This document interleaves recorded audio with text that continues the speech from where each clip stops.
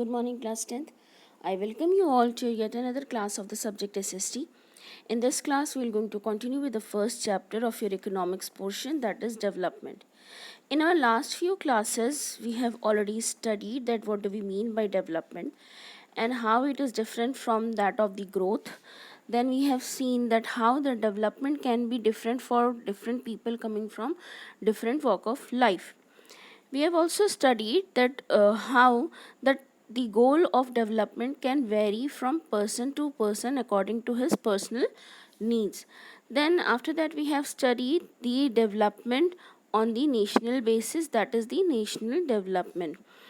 Then after that we have studied the measurements or the parameters on which this development can be measured, like the annual income, then per capita income, then literacy rate, infant mortality rate, then net attendance ratio.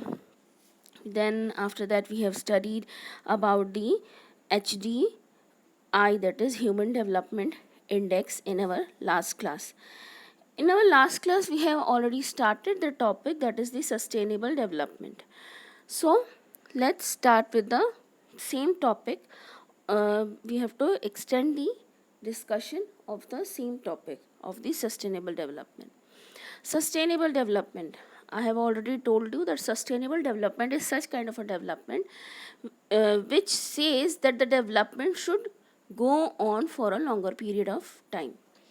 देखो, India में जो development है उस development के लिए हम बहुत सारे रिसोर्सेज को इस्तेमाल करते हैं. मैंने आपसे पहले भी बताया था, जब हम सस्टेनेबल डेवलपमेंट पढ़ रहे थे लास्ट क्लास में, मैंने बोला था कि ये एक ऐसा डेवलपमेंट होता है जिसके अंदर ये कहा जाता है कि ऐसा ना हो कि आपने एक ही टाइम पे अपने सारे के सारे रिसोर्सेज को यूज़ करके अपना डेवलपमेंट तो जो था वो उसको यूटिलाइज़ कर लिया एक ही दिन में, एक ही पॉइंट ऑफ टाइम पे सारा का सारा resources you have utilised, and now there is after a certain period of time there is no development because there is no resource left.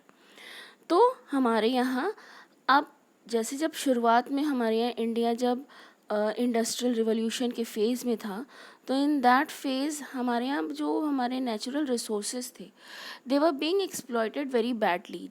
चाहे वो हमारा माउंटेन्स हो, हमारे चाहे वो रिवर्स हो, चाहे वो हमारे फॉरेस्ट हों, तो ये बहुत ज़्यादा बैडली एक्सप्लॉयट किए गए थे. क्यों बैडली एक्सप्लॉयट किए गए थे? क्योंकि उस टाइम पे सिर्फ एक मोटिव था कि हमको इंडस्ट्रियली कैपेबल बनना है. तो उसके मद्देनज़र हमने इन सारी चीज़ों का एक्सप्लॉयटेशन किया. हमने माउंटेन्स में मिनरल्स के लिए उनका एक्सप्लोजन किया. देन रिवर्स में हमने अपनी इंडस्ट्रीज़ के जो वेस्टेज था, चाहे वो आप कह लो हार्मफुल केमिकल्स हों, चाहे वो कोई और भी तरह के वेस्ट मटेरियल हो, सारी के सारी चीज़ें हमने अपनी रिवर्स में डिज़ोल्व कर दी. देन उसके बाद हमने अपने जो नेचुरल रिसोर्सेज थे, लाइक फॉर एग्ज़ाम्पल आपके कोल्स हैं, जो आपके ऑयल्स हैं, जो आपको लाइक फॉर एग्ज़ाम्पल पेट्रोलियम है, ये सारे के सारे हमने बहुत ज़्यादा इनकी फेचिंग की.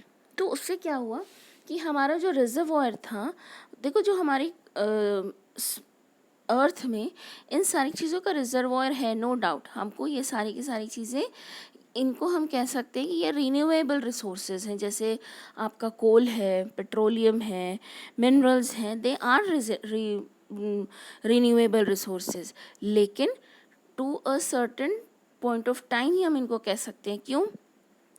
क्योंकि इनको रिन्यू होने में बहुत ज़्यादा टाइम लगता है. They take lot of time to renew themselves inside the earth, or it is not very certain that if today you are getting somewhere coal, you might get diamond over there, you might not get the coal over there for coming 100 years. So it all depends upon the action and the reaction inside the earth, inside the core of the earth. तो इस तरह से हम ये भी नहीं कह सकते कि ये हमारा श्योर शॉर्ट रिन्यूएबल रिसोर्सेज है. तो हम फिर एक नोशन जनरेट हुआ कि हमको अपने डेवलपमेंट को सस्टेनेबल डेवलपमेंट बनाना है. मतलब हमें एक ऐसे डेवलपमेंट के तरफ बढ़ना है जिसमें हम अपना development for a longer period of time कर सकते by utilising all these utilities. आपका जैसे आप देख सकते हो आपके पिक्चर में है ग्राउंड वाटर। ग्राउंड वाटर भी हमने बहुत ज़्यादा उसको आप कह सकते हो कि फॉर ग्रांटेड ले करके we were using it like anything, we were wasting it for no reason.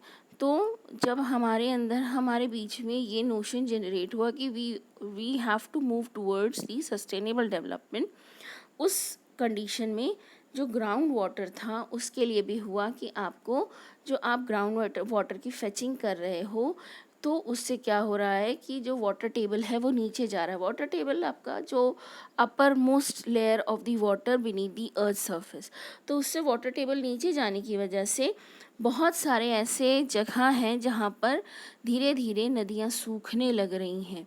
उस वजह से हम तो अपने यहाँ कोई बड़ी, मान लो कोई बड़ी इंडस्ट्री है, वो अपने यहाँ पानी की फेचिंग कर रही है बड़ी बड़ी मशीनरीज लगा करके, लेकिन जो लोग जो नॉर्मल वॉक ऑफ लाइफ के जो लोग हैं वो तो इतनी बड़ी मशीनरी लगा करके अपने डेली यूसेज के लिए वाटर फेच नहीं कर सकते हैं। तो वो क्या फेस करने लगे, वो पानी की शॉर्टेज फेस करने लगे।